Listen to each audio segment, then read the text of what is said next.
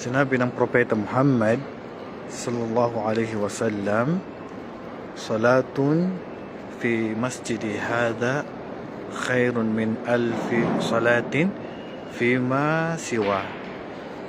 Sabi ng Propeta sallallahu alaihi wasallam, ang isang sala sa masjid ko na ito, sabi ng Propeta sallallahu alaihi wasallam, ay mas mainam kaysa 1,000 na sala na isasagawa mo sa ibang masjid.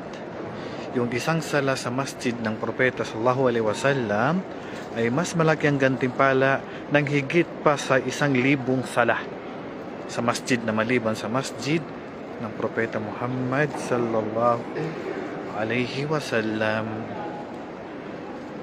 So naway pagkaluban tayo ng Allah subhanahu wa ta'ala na makabisita tayo sa masjid ng Propeta Muhammad sallallahu alaihi wasallam.